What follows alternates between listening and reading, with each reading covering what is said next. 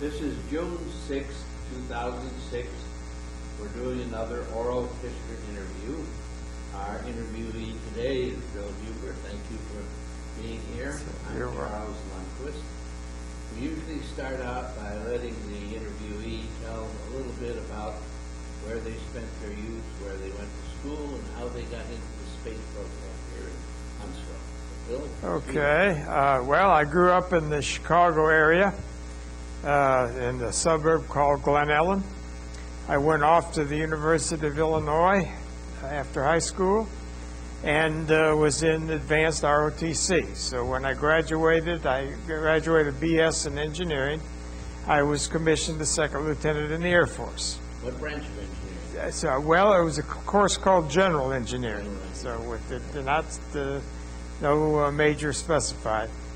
I went in, the Air Force at that time was accepting people into graduate school at the Air Force Institute of Technology at Wright-Patterson Air Force Base in Dayton. So I applied for that and was accepted, so I went to 2 years of graduate school in armament engineering, mostly chemistry and a lot of aeronautics. Actually, the master's degree was in aeronautical engineering. What year was that? That was, I went there in 53, graduated in 55 with the master's, then went to Eglin Air Force Base in Florida. And I was serious about making a career out of the Air Force, and they weren't serious. I was a reserve officer. They called me in one day and said, you're going to be relieved of active duty. My wife was pregnant. I had no job. I rapidly sent out applications, and at that time several people from Eglin were driving up to Huntsville to see what was going on, because Huntsville was getting a real reputation, of course, with Von Braun and all the ABMA work. So one weekend we drove up here, and Saturday was a normal day at Redstone Arsenal. Personnel was open, everything was open, and I took several interviews, and the first of the following week, they called and offered me a job. So I came here in March 3rd of 1958. It was just a little over a month after Explorer 1, and the people here, of course, were still celebrating. Still high. Still high, and I knew very little about the space program.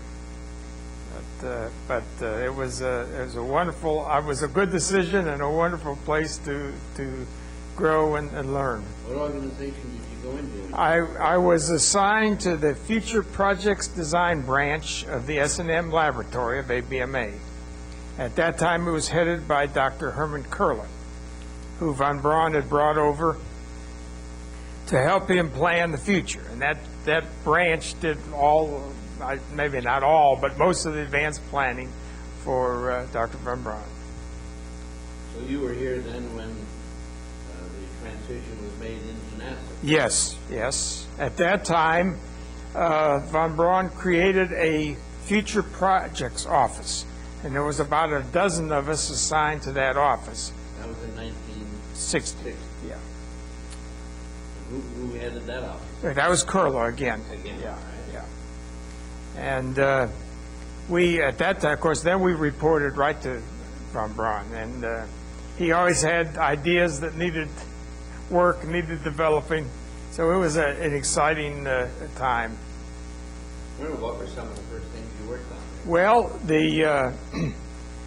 we worked on the early Saturn, the cluster of engines and tanks.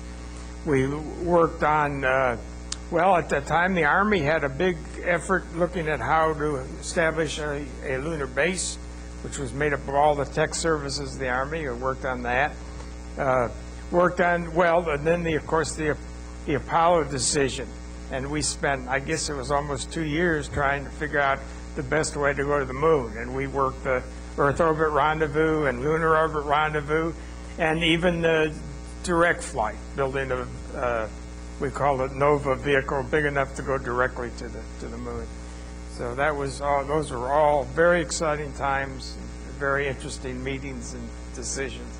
How long did you stay then in that organization? That's a good question. I guess I stayed with Curla for quite a while. I never went back to the lab. Then I got into project management, and of course we were always working on the Apollo applications program after the lunar landings, and my true love was going to Mars. At the Apollo 11 launch, I guess it was the vice president asked von Braun, what do we do next? And he said, oh, we're going to Mars. And I'd been at the launch. When I got back, there was a phone message on my desk that Bonnie Holmes had called, and that's what he wanted. He said, we got to put together a plan now how we're going to go to Mars. And so we worked on that and actually presented that to the vice president. How different is that plan from what's now being planned? Well, I think, I'm not sure how different it is, but we were a lot closer then. We had the Saturn V, and we had a nuclear rocket engine that had been ground tested, and we were talking about going to Mars in the early 80s, and that seemed feasible with the Saturn hardware. And of course, I think maybe this time will be more advanced technology will be used, and probably be an easier trip than what we were contemplating. Our trips were pretty long. Yeah. When the trip to Mars materialized, what did you think? Well, there was always something that some future idea that von Braun had that he wanted worked on. We worked the early shuttle. Well, we've worked on the early of all programs. So every program, Skylab, we did some of the early work on Skylab, and so we worked on most every program that came along. We were in at the start until the design or the program was sold and approved. But sometime in there, the organization changed program development. Yes. That was Dr. Lucas was the first head, and he organized program development. Each of the main design laboratories had a branch, or maybe a division at that time. I forget when we changed, but the Aero Lab and Astronautics Lab and, of course, Structures and Mechanics Lab all had divisions, and the idea was to bring these people together and work as a larger team on the future. And Dr. Lucas created program development, which I'm probably biased, but I think was a good idea, and it worked out very well. So you were there then until what happened? Till I got associated with a program called Orbital Maneuvering Vehicle. We had done Phase A studies, we had done Phase B studies with contractors, and that program got approved for hardware. And I went with that program to be the project manager.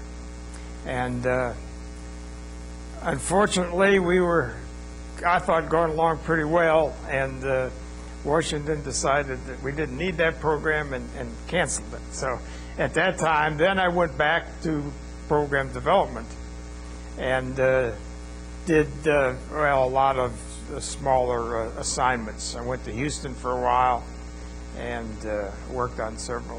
What did you do in Houston? Well, they had a group in Houston that was doing exploration and, again, looking at the future. And in fact, Mike Griffin, who is the current administrator, was associated with that group. Really? Yes, and so that's where I first met Mike. He would come down periodically and review our results and give us. Where was he then? Was he chief engineer at that time? He may have been. I'll tell you, my memory is not what it ought to be. but I'm not sure what position he was in at that time. So you've known him then for a long time? So, well, yes. There was a big gap, but Oh, yeah.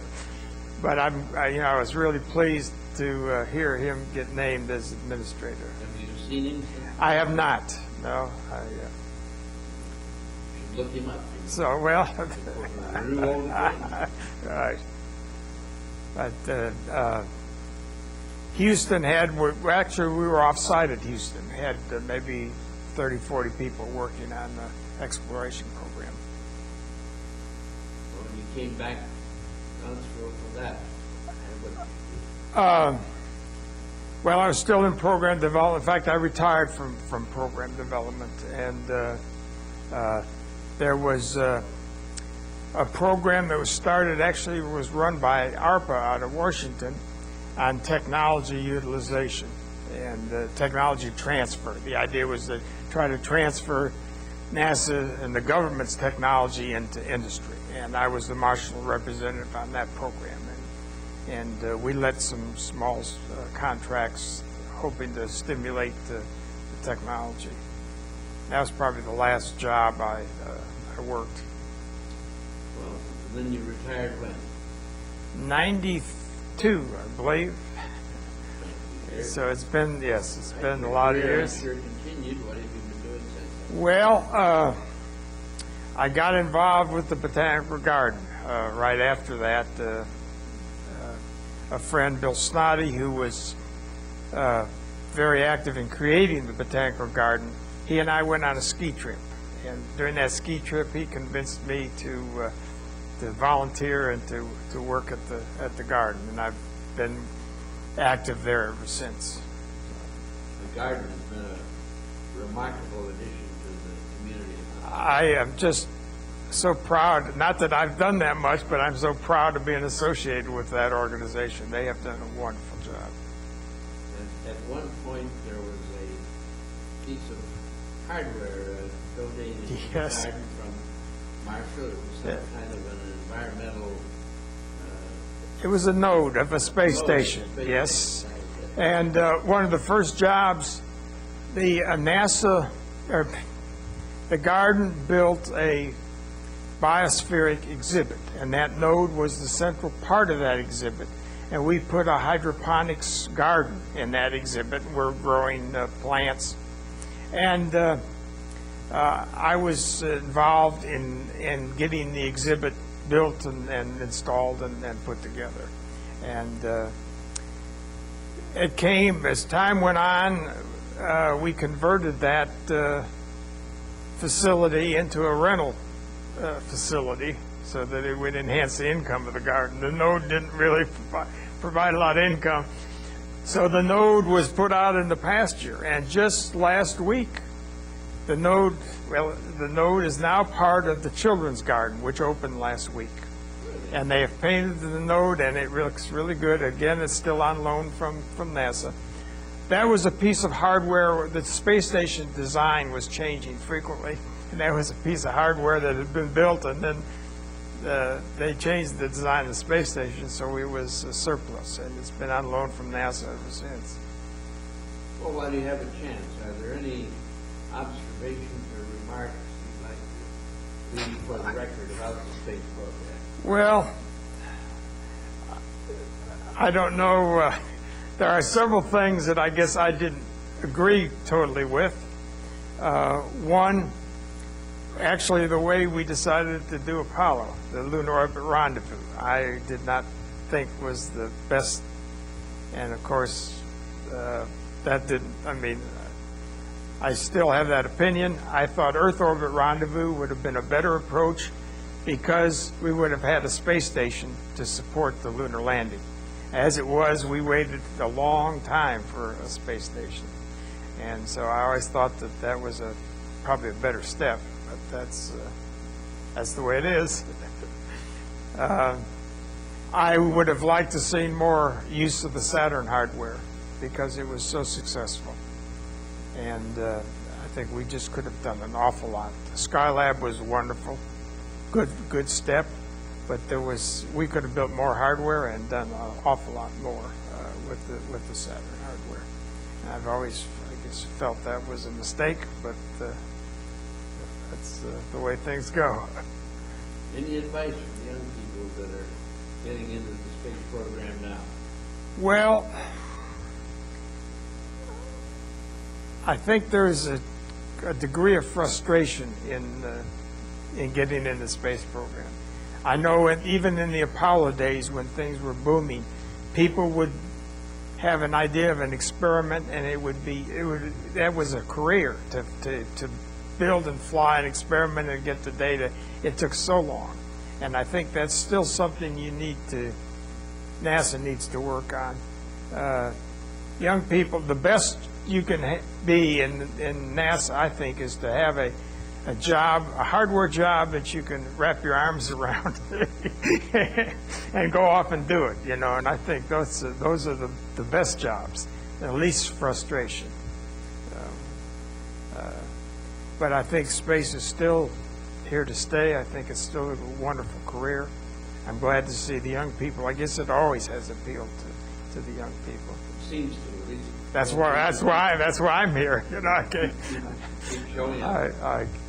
I came here. I didn't know a redstone from a Jupiter when that's how desperate they were for people back in the late 50s. So you have no regrets? Oh, it's been. I couldn't have. It was just. I stumbled into it. It was the best career I could have had. Those are the most interesting times in history.